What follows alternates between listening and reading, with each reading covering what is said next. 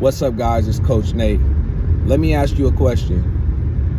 What is sports currently teaching your child?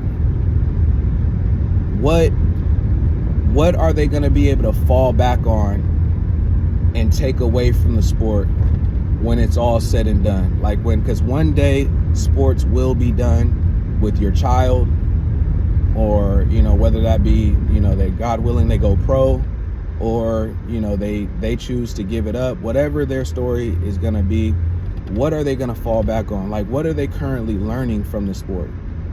And I'm challenging you to really think about that, because what I'm seeing a trend at the youth level. I started out coaching high school for a long time. I was always the coach that, always wonder, man, why are these kids getting to high school? And it's they're filled with so much ego. They're filled with so much attitude, or you can't tell them anything. And, now that I'm currently coaching youth and just being around the youth culture overall, I can see how it happens. I'm noticing a lot of kids they don't really know what to do when adversity strikes. And it's not their fault. It's really the parents' fault. Stay with me. If you've ever been in a situation where your team isn't the greatest, right? And the first thing you do is blame the coaches, and you say, oh, well, I need to go to the team that's currently winning championships. You're the problem. I'm seeing so many kids right now across my city run to the strongest team in the city. And while that's cool and everything to do, that's always good to go get coaching. If it's a situation where the coaching is just better, then yeah, go get the good coaching. But there is going to come a point where you're not always going to be a part of the winning team. You're not always going to be a part of the winning culture. But what are you currently setting them up to do? Are you currently setting them up to get in the transfer portal with millions of other athletes? Or are you showing them how to become a leader and change the culture? It saddens me how many careers end prematurely because they don't know what to do when adversity hits. You're not the coach's favorite. So what? What are you going to do? How are you going to become the coach's favorite? How are you going to change the atmosphere? How are you going to change the culture? How are you going to become undeniable?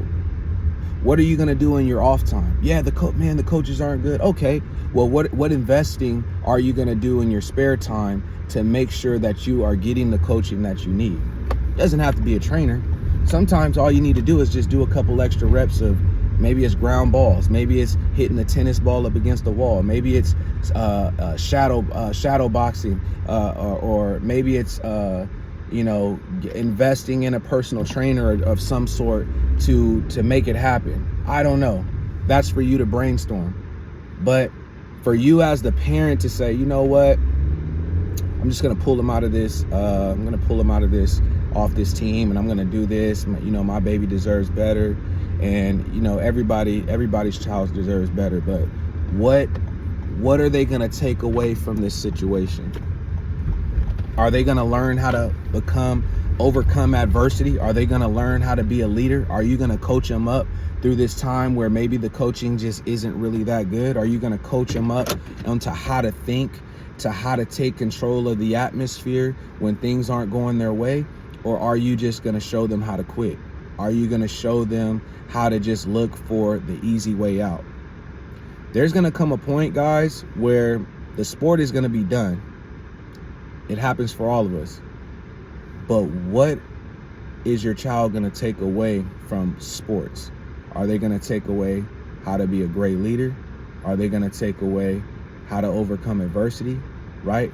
Work harder when things get rough? Or are they going to look for the easy way out? Think about it. I'm Coach Nate. I'll see you Monday.